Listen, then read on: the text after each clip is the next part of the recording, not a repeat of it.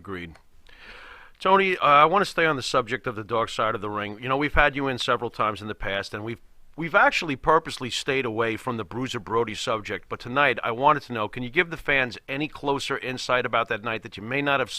I'm sure you've been asked this 1,000 times. Is there anything that you may want to disclose that we may not know about the stabbing of Brody? And I would really like to get your personal feelings about Carlos Colon. Well, I'm gonna go ahead and do this, and you could pick and choose what you hear now that Fair you enough. felt like you didn't. You probably heard it then, but didn't quite. You know, sometimes you watch a movie and you miss something, then you watch it again and say, "Oh wow," you know, I just noticed that. So sometimes just by telling the story again helps a great deal. It was so strange with me and Brody. Me and Brody been known each other since the 70s. I first met him. He was working in Amarillo, Texas.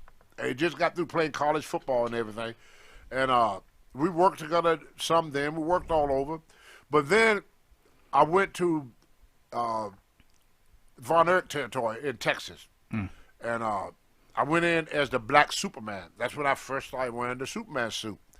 And George Scott was the booker. When George Scott left, and left Brody as the booker, Brody said, "Tony," George Scott said, "Don't worry, Brody going to take care of you." 1 week after Brody took the book, he didn't book me for no shows. He didn't book, at that time, the Dingo Warrior for no shows. With the Dingo Warrior working back and forth between Japan. Just in case fans don't know, Dingo Warrior ended up being the Ultimate Warrior in the it WWE. became the Ultimate Warrior. Yes. But at that time, he was the Dingo Warrior, and he was working back and forth between Japan and World Class Wrestling. And Brody left us at home. One day, Brody called me and said, "Tony, I got your book." So I went down to Fort Worth, Texas, to do the TV because I figured, you know, because I was traveling back and forth out of Puerto Rico. Puerto Rico was the only place I could wrestle because Vince had blackballed me everywhere else. So the only place I could work during that year was World Class Wrestling and Puerto Rico. So I was going back and forth in Puerto Rico. So when I got there, Brody said, "Well, I made a mistake. You're not booked." So I got so pissed off, and you can ask some of the guys that was around during that time. I challenged Brody to a fight on the parking lot. I invited him out in the parking lot. Nice. And then the guy came up, Earl. His name was Eric Razor or something like that. Eric Embry? Embry. Eric Embry, look Eric at Embry. you! He was there. Florida. So if you talk Eric to Embry. Eric Embry, you ask him about that. So I wanted to fight Brody. So I called out the parking lot. Earl Embry came out and said, "Tony, you better leave. They called the cops on you." What? And I said, "F the cops." They said, "Tony, these cops will shoot you. Ooh. Get in your car. Get the fuck out of here." I got in my car. I left. I didn't see Brody anymore until he came back. He came to Puerto Rico. So he was there for the whole week. I didn't say nothing to him the whole week. Finally, we was in the gym working out. Brody walked over to me. I laid the waist down. I figured we're gonna go at it. Oh boy. He held his hand out to me. He said, "Tony, I'm sorry for what happened to you in Texas. I had nothing to do with that." He said the reason that they got rid of you and the reason that they would not book the Warrior is because both of y'all got better physique than Curry Von Erich. See, Curry was in an accident. He wrecked. He was in a auto accident and he lost 1 foot, so he was out of the scene for a while. So now he's coming back. Well, you know, Curry had a great physique too. Yeah. So the Ultimate Warrior was lucky. He went to Vince and became the Ultimate Warrior. I went to Puerto Rico. So after me and Brody, we talked to everything. He said, "But I promise you, Tony, I promise you, things will be different here." He said, "I waited a long time to get in down here." Now, I knew then he wasn't talking about wrestling because he'd been wrestling there for years. Promoting? He bought in. He gave them money he bought some of the territory. He bought some shit. So whose shares did he take? From what I hear, I'm not for sure because I'm not in the office. I hear he took Gorilla Monsoon shares because Monsoon has shares in there. So he bought, I think, was Monsoon share. Now you talk to Abdullah, the butcher, a lab piece of shit. He's going to say it didn't happen, but that's him. He got to live with that. So anyway, we shook hands and everything. and then we left. We went back to the hotel. Well, I went upstairs, showered and everything, got dressed, and I told the guy at the gym because he said I never saw you wrestle. He said I'm coming tonight to watch wrestling. I said you want to get in free? He goes yeah. I said why don't you give me a ride to the arena? That way you can get in free, and then later on we go out and get some paella. Paella is like rice with seafood in it. Okay. Very good. Okay. And he said, "Oh, great." He said, "I know a great place make the best paella."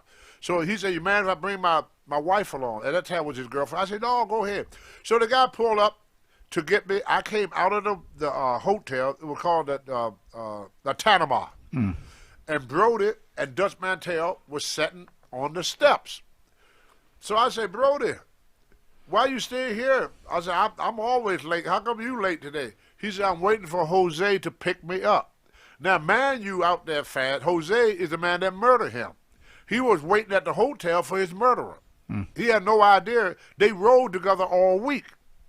They rode together the whole week.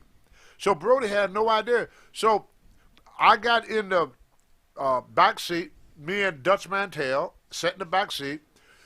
The bodybuilder, the guy that owned the gym, I think they call it the Muscle Factory or something like that. The Muscle Factory. The girl slid over to the center, and Brody sat in the front seat because he's so big, he couldn't fit in the back. So me and Dutch had to get in the back seat. Mantel would tell you the same story. He was there. So we get to the building, and as y'all know, I do artwork. So Mark and Jay Youngblood had contracted me to do a picture for them. So I was putting the finishing touch on the picture. Bruiser Brody walked over to me and said, "Wow, I didn't know you drew like that." He said, that looked just like them guys. He said, "I had pictures done of my son before, but it was character draw with the big head and a small body." He said, "Can you do one of my boy for me, my son?" I said, "I can have it done for you." I said, "I'll be finished with this one in about a few minutes, and I get started on yours now." I said, "Give me the picture. I start on it now." I said, "We got another week here. Before the week is out, I have your picture done for you." He said, "What I owe you?" I said, "Nothing, brother." I said, I just like to draw. I said, "I don't charge, my friend." So Brody said, "Okay." So as he reached in his pouch to get his picture, by then Jose, I skipped the part. When me and Brody first walked in, Carlos Colon, Victor Jerica, and Jose, the murderer, they were sitting like in a football huddle. When Brody came through the door, they all did this. Like they saw a ghost. Jose got up, left out of the dressing room. Didn't pay no attention. I went down and started doing my drawing. So Jose come back into the dressing room. He had a towel over his hand. And he came up to Brody. He said, "Brody, can I talk to you, por favor?" Por favor is Spanish for please. Very nice, very relaxed, very respectful. So Brody, very nice, turned around and go, "Okay." And Brody turned, and I was reaching to get the picture. So like say the picture was coming, I almost had the picture in my hand, and then when Jose called it, Brody turned. But he still had the picture in his hand. And Jose walked in front of Brody into the shower. Brody walked in behind Jose. As soon as Brody stepped in the shower, this is what I hear.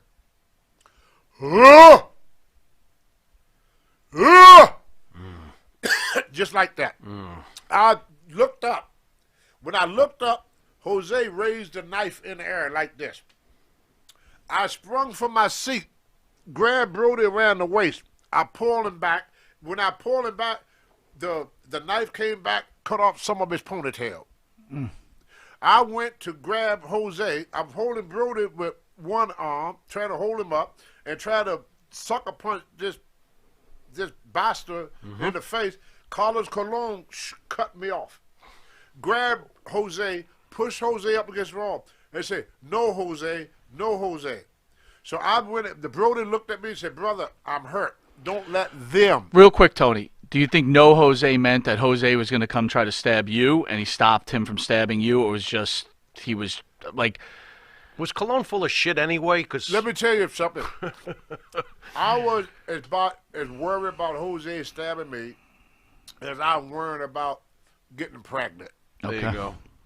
There's too much shit in the dressing room you can whack. Brody would never got stabbed if he had known. Mm-hmm. He would have took that knife from Jose and shoved it up his butt if he had known. Right. Brody had a picture of his son in his one hand, had his wrestling bag in the other hand. Oh, so you're thinking if he didn't grab that picture from you, he might have been able to defend himself. Picture my hand. Yeah. Brody is like, this is Jose. Uh-huh. Here's Brody. Mm-hmm. He turned into him. Right. He turned and hit him. Right. Yeah. Brody never saw the knife. Never. Right. I tell you, it was in his, when Brody first laid out on his knife, it was in his stomach. He turned and hit him. I'm looking at he turned. I thought he punched him. Right. Because Brody's so wide, you can't even see Jose. But Brody will walk up behind him. If you could picture it in your man, and all of a sudden you follow somebody, they just turn and stick you. What you gonna do? Right. So Carlos was more afraid of me getting hold of Jose. That's what he was trying to protect Jose, not me. He cared red ass about me. Right. But anyway, make a long story short. So Brody said, I'm hurt, brother. Don't let them. He didn't say him. Right. He said them. Don't let them hurt me anymore. I said, brother, don't worry about it. Ain't nobody going to do a fucking thing to you. So I laid him down on the floor. Carlos tried to talk to him. I told Carlos, I said, if you come over here, I'm going to knock your head right off your freaking shoulders. I said, if anybody come over here, I'm going to knock the head off the shoulder. So Carlos said, well, I want to talk to him. So Brody laying on the floor, he tugged on my pants leg like this. He said, let Carlos come. Carlos come over and asked Brody, said, anything I could do for you? Brody said, take care of my family. So then the ambulance came after about an hour and 45 minutes. Almost 2 hours he laid in the floor bleeding. Why so long? Because it was the beginning of the show, and all the fans was coming in. Okay. So this was at the beginning of the show. So at them days, the arena used to be packed. Right. So the ambulance had a long time getting there. Well, they didn't rush either because they come to the show before. They would think it's a regular. Because the people they saw was an elderly lady and an old man. And they couldn't lift Brody. So one of the guys said, can somebody help us lift him up and put him on the ambulance? So I went over and I stuck my hand under him. I squatted down so I could lift the girder up. And Brody said, don't you drop me. I said, brother, I curl more than you weigh. So he got a little smile on his face, so I put him on the ambulance. Then, as we was leaving, the guy turned again and said, anybody want to go to the hospital with him? Every wrestler in that dressing room turned their head. Right. They turned around. Yeah. I got on the ambulance. I'm on the back. And it was this Mexican guy was called Hercules somebody. I can't remember his name. He had a son, Miguel Perez, that used to wrestle. Hercules Ayala? No, not Hayala. His name was Miguel Perez was his son. Okay. Perez. Okay. And he was called Hercules. He had like a V shape. He wasn't very big, maybe about 190 pounds. But anyway, I saw him. And I was very strong in them days. I grabbed him by the belt. Yeah, in them I days. grabbed him by the belt. I drug him on the ambulance. He said, Tony, don't get me involved in this. Don't get me involved in this. I said, all I want you to do is interpret for me. I couldn't speak Spanish. I said, I just want you to tell them what I say. He said, okay. And I kept holding him. He kept trying to get off that ambulance. But once we got on the interstate, he kind of stopped trying to jump off the ambulance. Yeah. So we get to the hospital, and they put Brody in there, and he was laying on the table, and I'm waiting for the doctor. Nobody coming. So finally I saw a doctor walking down the hallway reading a paper. I said, are you a doctor? He reads some paper or something. I said, you a doctor? He said, yes. I said, I got my friend got stabbed. The doctor walked over to the emergency room and opened up the door. In Puerto Rico, a stabbing is like a cold in America. Oui. The doctor ignored it. He turned to walk away. I grabbed that rascal by his waist and threw him up on my shoulder, just like this. I carry him into Brody and set him down right in front of Brody. I said, you're going to look at my friend. So Brody had his hand over the cut. The doctor lifted the cut. The doctor never saw nothing like that before. He said, oh, my God, we need to get him in operation right away. So they got Brody in operation. So I sat there for about an hour and a half while they were doing the thing. The doctor came out. He said, your friend is stable. He said he got 2 8-inch cuts. One cut his liver, one cut his intestine. We got the intestine fixed. We working on the liver now. He said, but we would recommend you go home because everybody in this hospital is scared of you.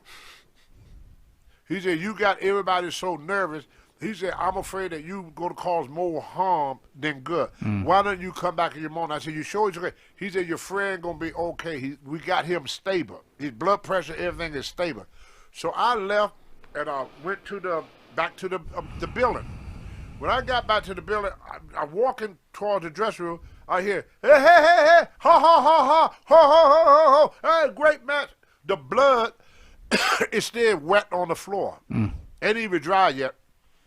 The guys was laughing and joking about talk about their matching. I got pissed off. I wanted to beat up everybody in the dressing room. Carlos come over to me and said, Tony, go to the ring. The Sheik is waiting for you. Do your match so you can go back and see Brody later. So I went in the ring. I wrestled with the Iron Sheik. The Sheik said, brother, what happened with the Brody? And I said, Jose stabbed him. Jose? Gonzalez stabbed the Brody? I go, yes. Fuck this. Let's go. So all we did in that match, if you ever see that match, we locked up. He said, give me headbutt, brother. I headbutted. Sheik rolled out the ring, went back to the dressing room. We didn't even give him a match. I get back to the dressing room. A policeman is standing there. He said, oh. He said, we just left the hospital. They told me we left, went to the hotel. We were looking for you. And he said, you the only one that have not gave a statement. You the only one that have not gave a statement. He said, what, do you know what happened? I said, yes. He said, what happened? He said, I said, y'all excuse my language. I said, that son of the bitch right there stabbed him.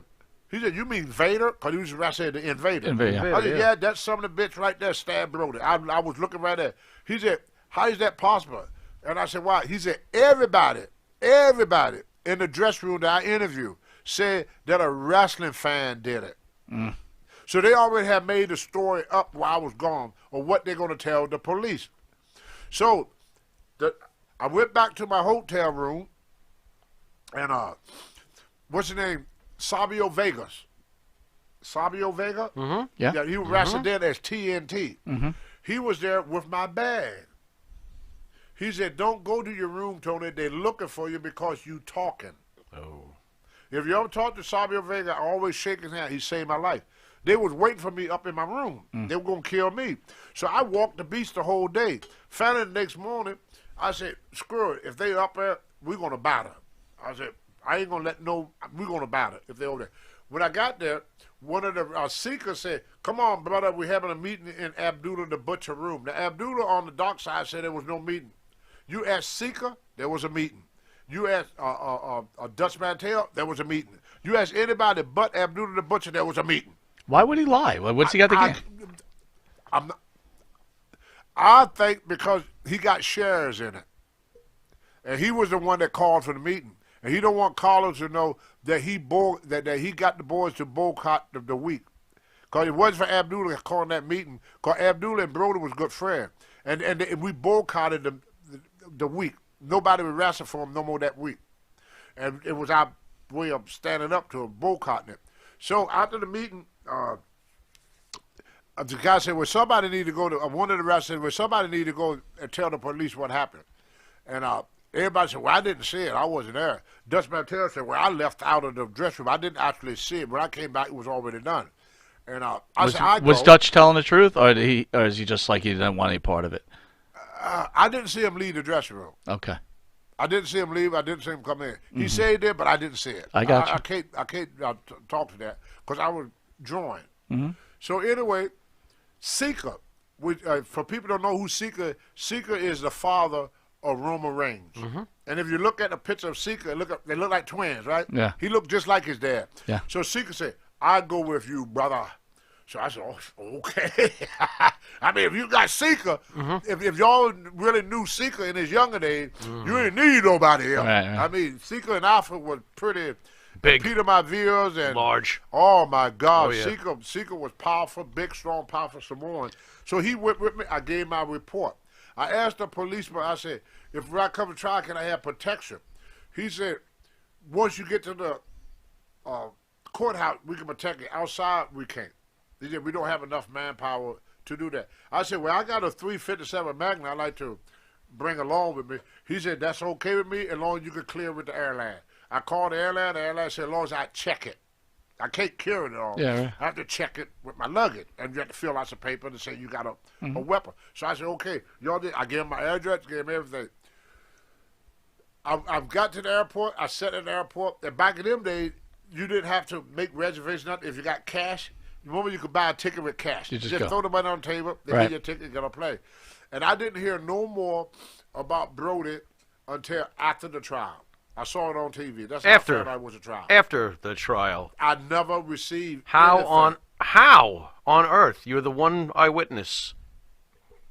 Well, you see. How does Tony Atlas not wind up taking the stand and putting this guy where he belongs? Me and Marty talked about this earlier. When you have political power and wealth, people can't afford to land in what you want. To them, Brody was just a big white American. Carlos Colon was the heartbeat of that island. He was the most popular thing on that island. You know? He's the Bruno of that island. I got you. He was the Bruno I got you. Sammartino. Carlos Colon, murderer? Well, he didn't do the murder. Conspired to murder. What says Tony Atlas? That's a good question. Seriously. You're on the spot, Mr. Atlas. Come on, Tony. But see, I'm the type of person, I don't like to speculate. I only like to talk about what I could prove and what I could do. If I call that man a murderer, he'd take me to court. How am I going to prove it? Understood. Now, you did say something interesting earlier, though. You said you were afraid that they were after you.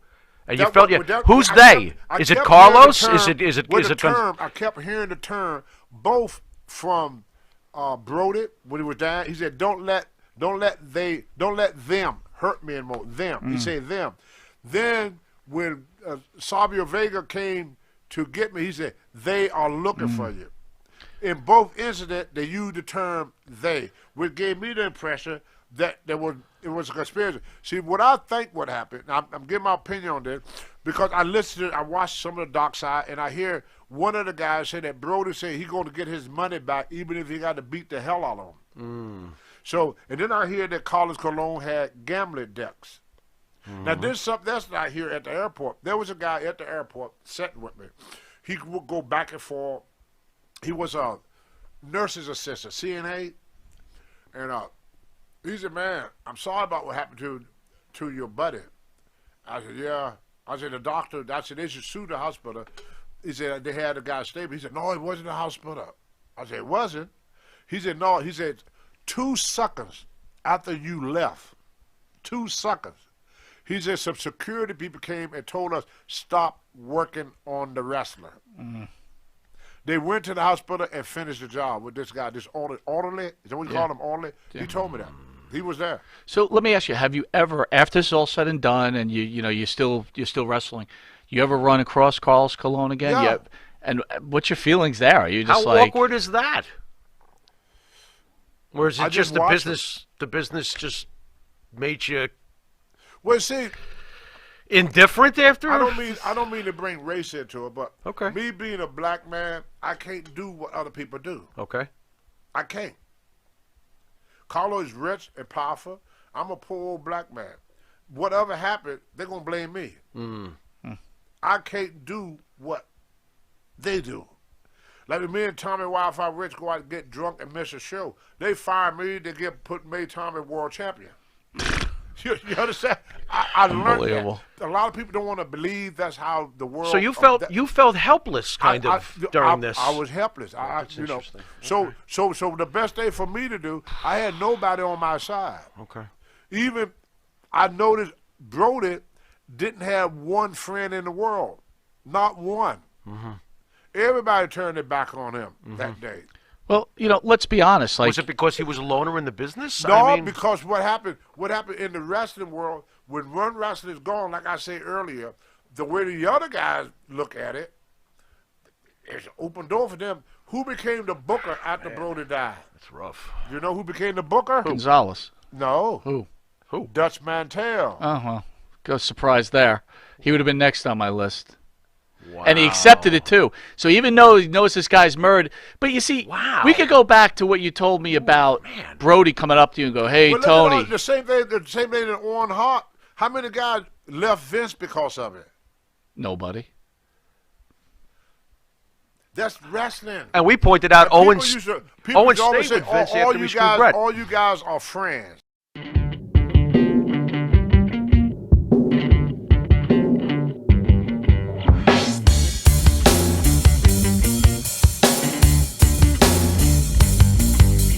Straight to the top.